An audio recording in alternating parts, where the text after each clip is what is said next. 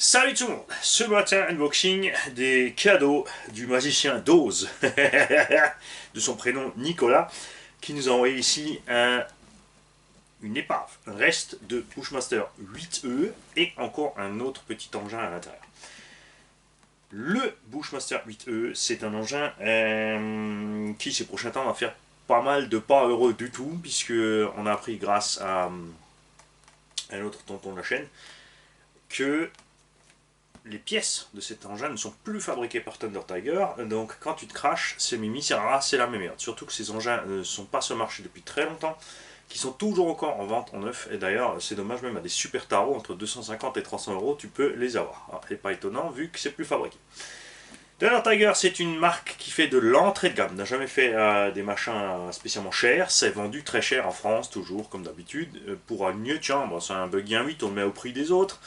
Le MT4 G3 c'était le meilleur exemple, bah, c'est la taille d'un REVO, on le met au prix du REVO, allez hop, 650-700 euros, alors qui n'a toujours valu que 350-450 euros ailleurs. Le Bushmaster n'a pas échappé à la règle, vendu au prix d'autres engins à 8ème du même acabit, alors que en fait, c'est l'entrée de gamme, c'était censé être moins cher. Sur le papier, super intéressant ce petit Bushmaster, puisque léger. Existait en 4S puis en 6S, même méca, hein, c'est juste le combo qui change. Et puis 40 petits euros différence au prix du neuf sur l'achat. Léger. Un peu comme à l'image du Kyosho MP9, tu vois, avec un châssis pas trop épais, des tourelles pas trop épaisses. Niveau aussi de la mécanique, des trucs basiques, mais ça fait le travail. Sur le papier, c'est vraiment un super engin pour le mec qui veut se lancer piste. Puisque tu es léger, en 4S, suffit large, tu as tout ce qu'il faut. Les amortos sont pas trop mauvais, les alus sont pas trop mauvais. Après, il faut pas s'attendre non plus à des miracles. Hein. Au niveau de l'usure des noix, tout ça, bah, c'est comme au Bitech, ça se bouffe. Mais après, au prix où c'est vendu au départ, je répète pas en France, c'était acceptable.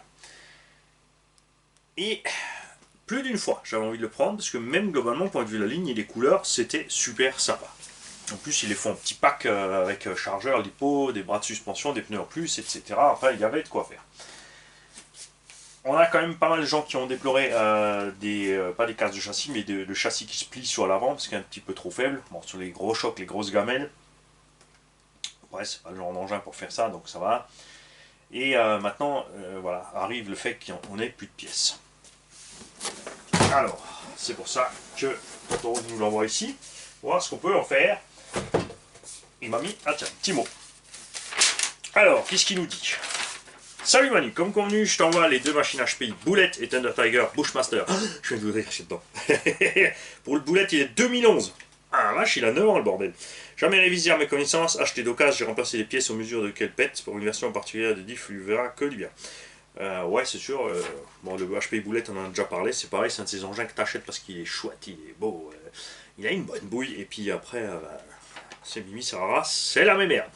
On en a un autre ici, donc on va pouvoir certainement en fabriquer un entier.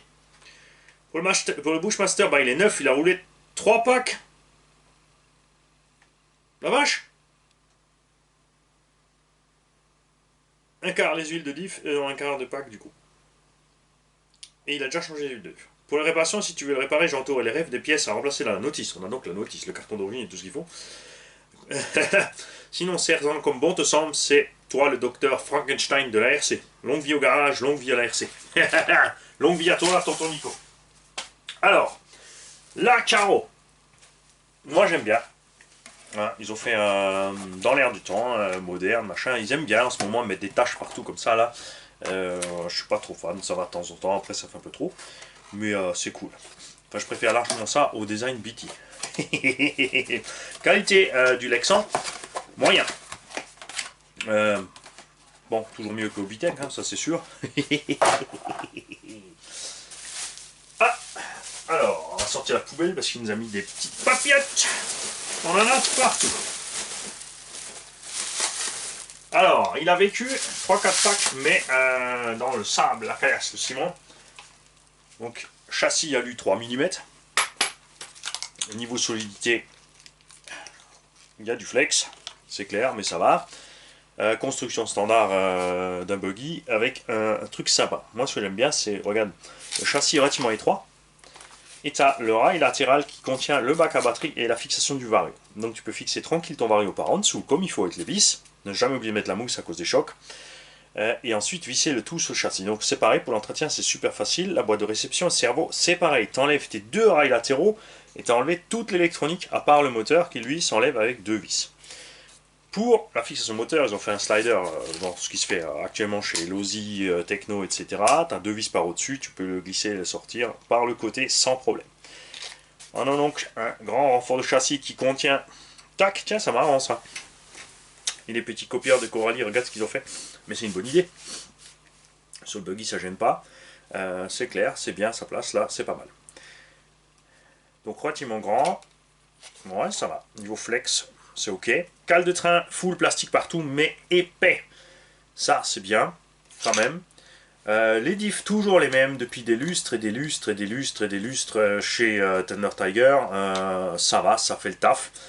Bon, là, c'est sûr, il a 3 packs, on va pas encore user les noix et les machins, tout ça. Après, c'est un engin léger, donc c'est vrai que l'usure des noix, c'est clairement moins marqué que sur les MT ou autres. Surtout que certains de leurs MT n'avaient pas de diff centrale, donc ce qui explique aussi forcément que les noix souffrent plus. Les cales de train sont plastoc, mais ils sont hyper épaisses et balèzes. À l'avant, ils ont déjà mis, par contre, les cales en ferraille. Là, pareil, comme chez Coralie ou autre, c'est de l'alu relativement mou, tu vois. Donc ça se déforme sur les chocs et les impacts. Les triangles sont déjà pleins sur le dessous.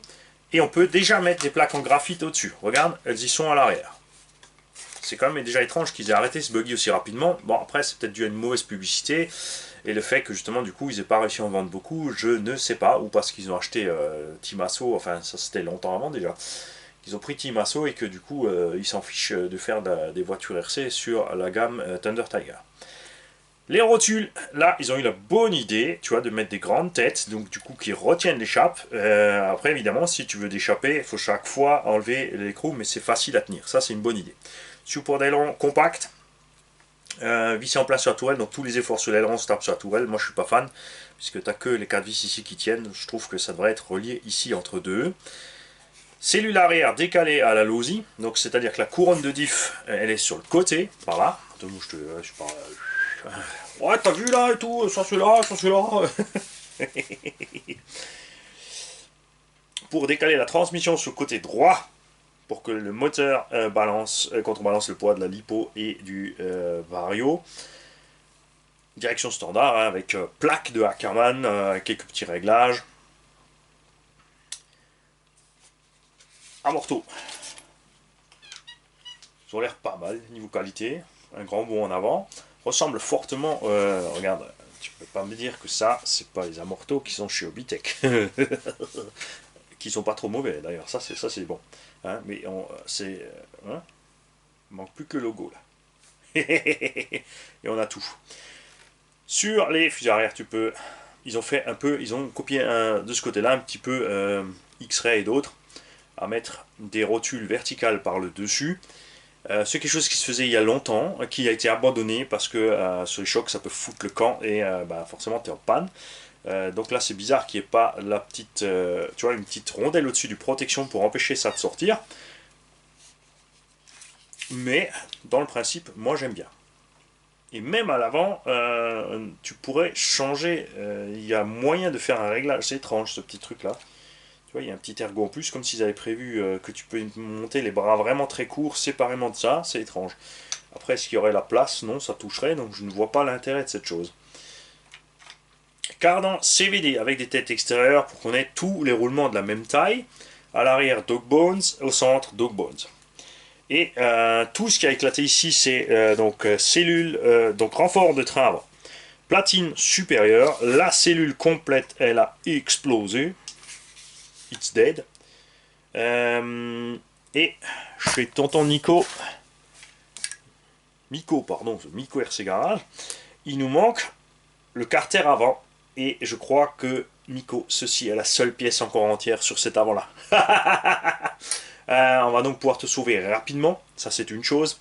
Mais on va quand même, ce que moi j'aimerais faire, c'est, ou alors je fais l'inverse, hein, je pique toutes les pièces qui sont entières chez toi, je les mets là et je fais un châssis entier, et toi je te dis je peux rien faire pour toi.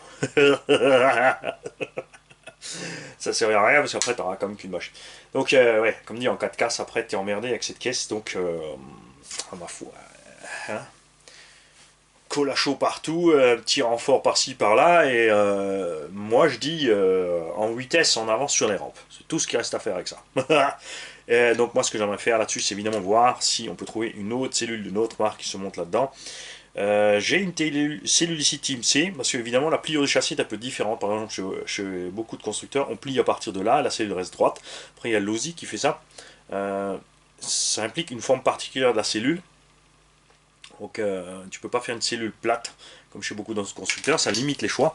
Mais peut-être voir, donc comme dit, si on a quelque chose qui pourrait se monter. Si la cellule est bien étanche en dessous, ou si celle qu'on trouve est bien étanche en dessous, c'est égal. On pourrait plus ou moins adapter la chose et monter une cellule avant complète. Ça impliquerait évidemment forte chance qu'il faille utiliser évidemment aussi tout ce qui suit. Pas juste utiliser la cellule, il faut utiliser les cales de train, les triangles, enfin à voir ce qu'on peut faire. Le cardan évidemment aussi, hein, il est un peu plus court que prévu. Voilà. Donc c'est dommage, franchement c'était pas mal ce plan, ce machin. Bon, je pensais que ça serait un peu plus léger, c'est quand même relativement lourd. Parce que ça, c'est ce qui est bien sur le MP9, c'est qu'il est vraiment léger. Et le MP9, j'ai une petite idée avec ce MP9 en fait. Comme il est hyper méga léger, d'ailleurs, c'est le Traxxas Max fonctionne avec un moteur, j'ai dit, qui est trop petit pour un engin de 4 kg. Là, c'est sûr, ça fait le taf. Une bombe à 80, c'est bien. Mais en été, ça va chauffer méchant. Ça, j'ai posé un moteur de Traxxas Max dedans, que j'ai reçu un par erreur, mais ils ne m'ont pas laissé. J'ai proposé, au lieu de leur envoyer, qu'on fasse un deal sur le tarot, évidemment. Donc, ça, équipé en 4S, avec un Vario 4S et le moteur du Traxxas Max, on est à 3 kg 300 équipé. C'est 500 grammes de moins que tous les buggy de compète qui sont passés ici pour l'instant. Le plus léger, souvenez-vous, je crois que c'était le Techno avec 3 kg 700 et des boîtes. Là, on sera à 3 kg 3 en 4S. Donc ce petit moteur pourrait faire le travail. Après, à voir. Juste pour voilà, pour tester, pour voir ce que ça donne. Hein, ça peut être sympa. Voilà. Et quelque part, moi, j'ai laissé mon café.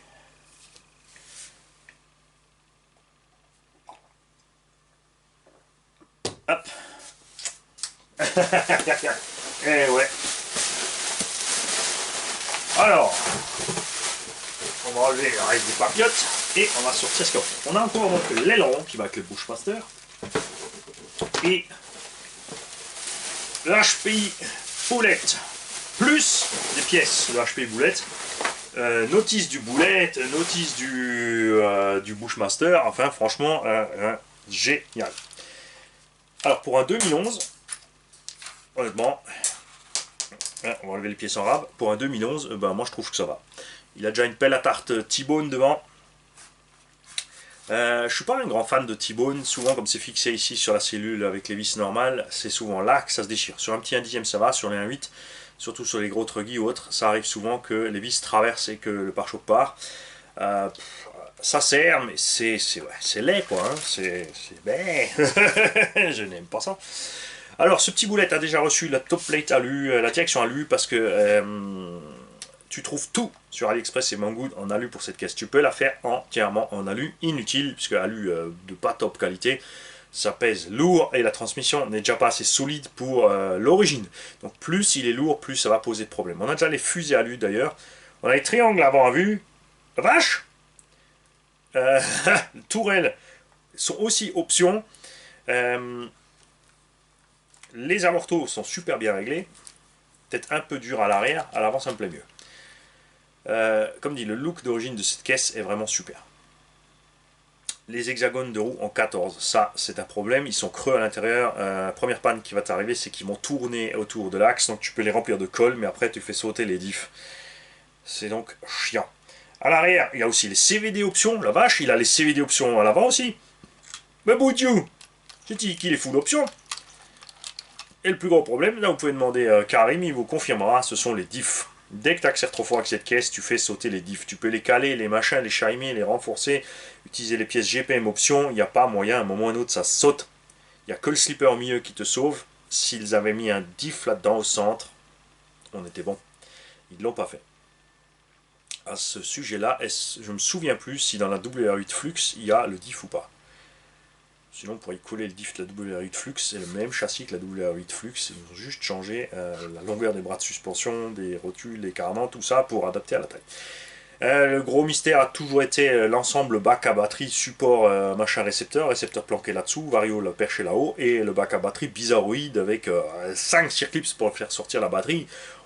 Mystérieux. Néanmoins, sans ça, le châssis flex beaucoup plus. Existe aussi évidemment ces pièces en alu si tu veux pas flexer. J'en avais un, c'est pour ça que je sais de quoi je parle. 10 minutes hexagone en panne, rentrer chez moi, réparer les hexas. 20 minutes plus tard, diff qui craquait, recaler les diffs. 30 minutes plus tard, amorto HS, tourelle HS.